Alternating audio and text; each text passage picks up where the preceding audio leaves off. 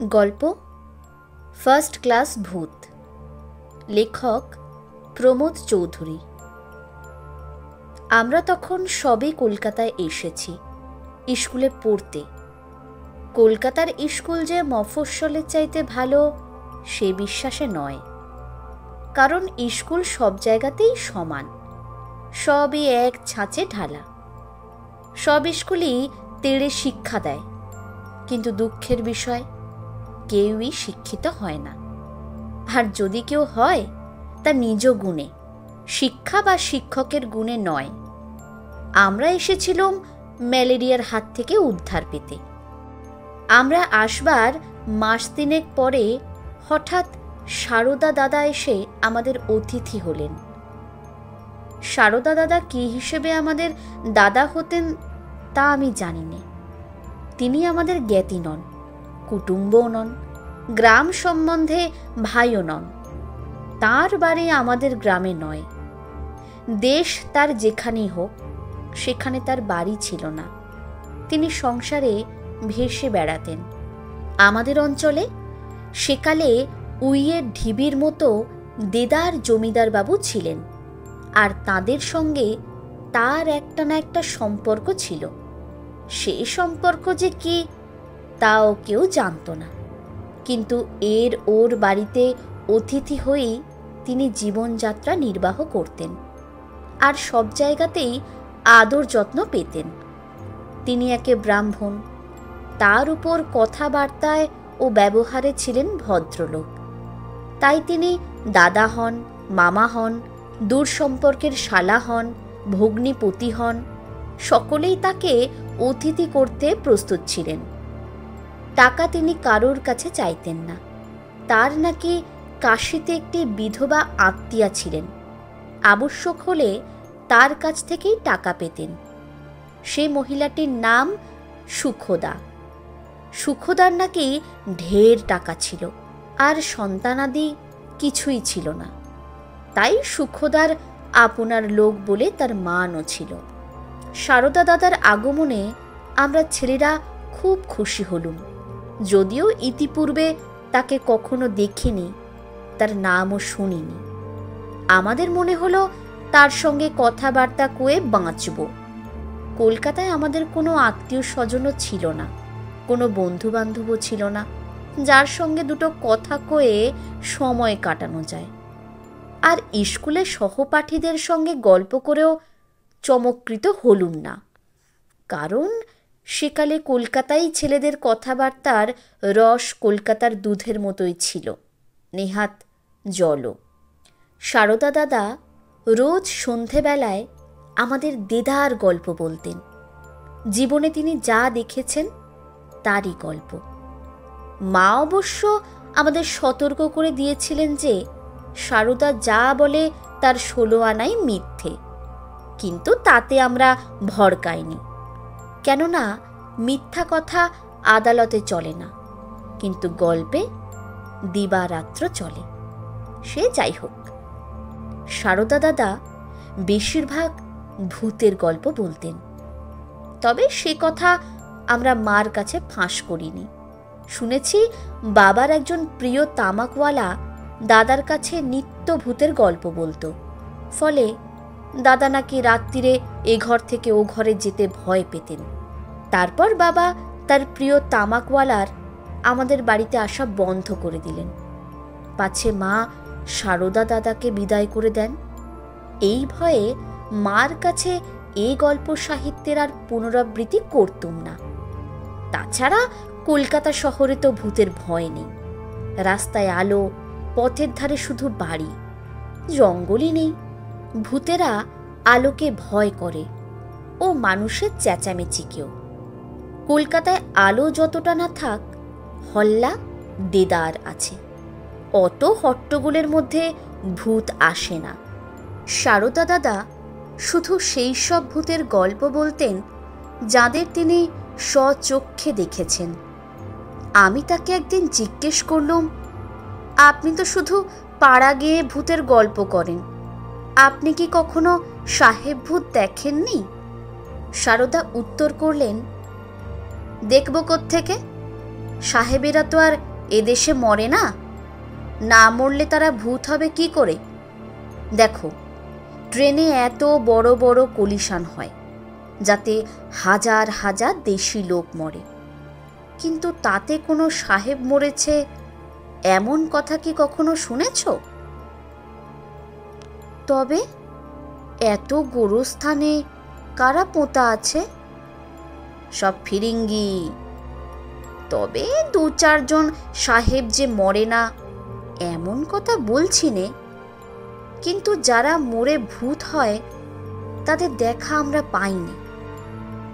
কেন? এদেশে তারা গাছেও থাকে না, পায়ে হেঁটেও বেড়ায় না, তারা ট্রেনের ফার্স্ট ক্লাস গাড়িতে চড়ে বেড়ায়, আর ফিরিঙ্গি ভূতরা সেকেন্ড ক্লাস গাড়িতে। তবে একবার একজনের দেখা পেয়েছিলাম, তার বলবার কথা নয়, আজও মনে হলে কান্না পায়।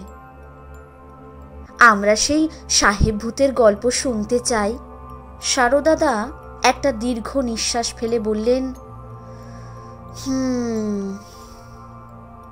আচ্ছা বলছি, শোন, কিন্তু এ গল্প যেন আর কাউকে বলো না।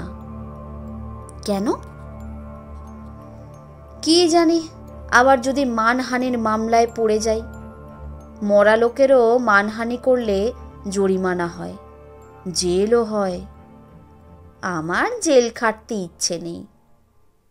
এরপর সারদা দাদা বললেন, আমি একবার কলকাতা থেকে কাশী যাচ্ছিলুম।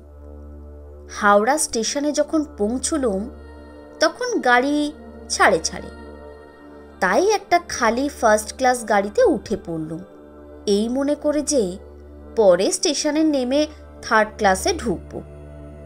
গাড়ি তো ছাড়ল, অমনি বাথরুম থেকে একটি সাহেব বেরিয়ে এলো। ঝাড়া 6.5 ফুট লম্বা, মুখ রক্তবর্ণ, চোখ গুগলির মতো, আর তার সর্বাঙ্গে বেজায় মদের গন্ধ বেরোচ্ছে, আর সে বিলিতি মদের। সে ঘরে ঢুকেই বললে, কালা আদমি, নিচু যাও। আমার তখন ভয়ে নাড়ি ছেড়ে গিয়েছে। আমি কাঁপতে কাঁপতে বললুম, ও হুজুর, अभी किस तरह नीचू जाएगा? दूसरा स्टेशन में उतर जाएंगे। তিনি বললেন, ও नहीं हो सकता, तुम्हारा कपड़ा बहुत मैला और तुम्हारा देह में बहुत बदबू। गोसल खाने में जाके तुम्हारा कपड़ा उतार के गोसल करो और वहीं बैठे रहो। हम चला जाने से तुम गोसल खाने से निकलियो। हम जो बोलता है अभी करो, जानता हम रेल का बड़ा साहेब है। আমি প্রাণের দায়ে হুজুর যা বললেন তাই করলুম। অর্থাৎ স্নানের ঘরে গিয়ে বিবস্ত্র হয়ে সেই শীতের রাত্রিরে স্নান করলুম। অমনি একটা দমকা হাওয়া এসে কাপড় চোপড় সব উড়িয়ে কোথায় নিয়ে গেল। আমি বিবস্ত্র হয়ে ভিজে গায়ে গোসলখানাতেই বসে রইলুম। আর সাহেব তার কামরায় হুটো পাটি করতে লাগলেন ও মধ্যে মধ্যে চিৎকার করে আমার প্রতি শুয়োর, গাধা, উল্লুক প্রভৃতি প্রিয় সম্ভাষণ করতে লাগলেন।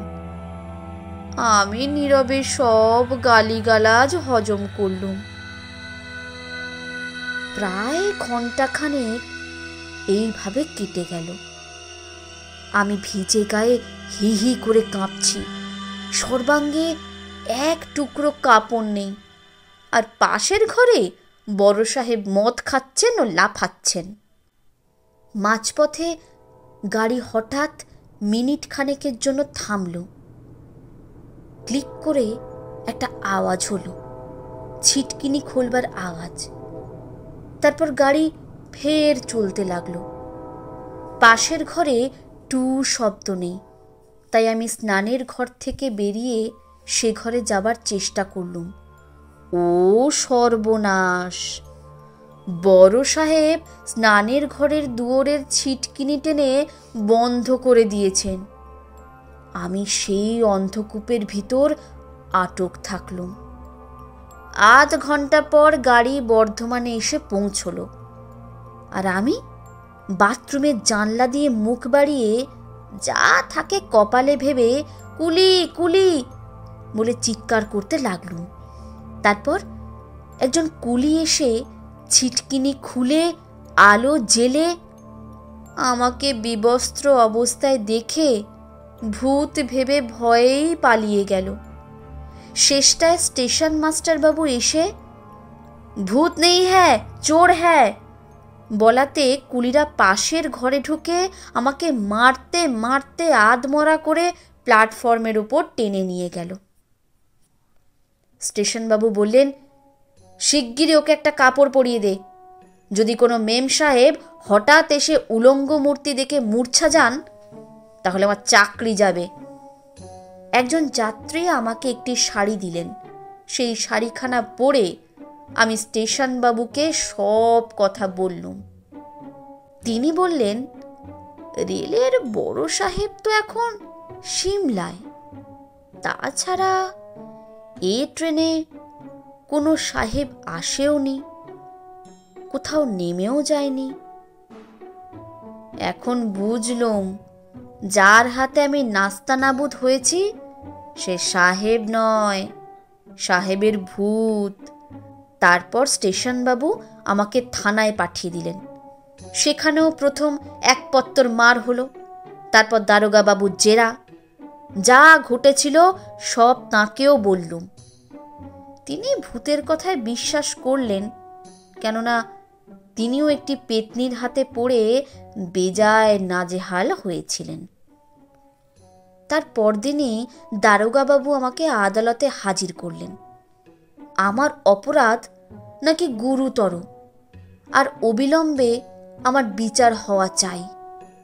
হাকিমবাবু ছিলেন অতিশয় ভদ্রলোক, উপরন্তু উচ্চ শিক্ষিত। তিনি গাড়িতে ভূতের উপদ্রবের কথা সম্পূর্ণ বিশ্বাস করলেন, কারণ তিনি ছিলেন ঘোর থিওজফিস্ট। কিন্তু ভগবানের দোহাই ও ভূতের দোহাই ইংরেজের আদালতে চলে না। ভূত ও ভগবান এই দুয়ের অস্তিত্ব বেআইনি। অগত্যা তিনি আমাকে 1 মাসের মেয়াদে জেল দিলেন। আমার অপরাধ বিনা টিকিটে বিনা বসনে ফার্স্ট ক্লাস গাড়িতে গাঁজা খেয়ে ভ্রমণ।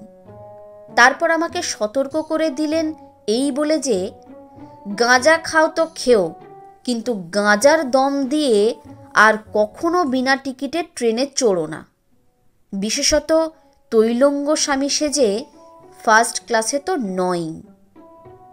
আমি বললুম, হুজুর গাঁজা আমি খাইনি। তিনি বললেন, গাঁজাখোর বলেই তো তোমাকে লঘুদণ্ড দিলুম, নইলে তোমাকে দায়রা সোপর্দ করতুম। এখন তোমরা ফার্স্ট ক্লাস ভূতের কথা তো শুনলে। এদের তুলনায় পাড়াগে ভূতেরা ঢের বেশি সভ্য।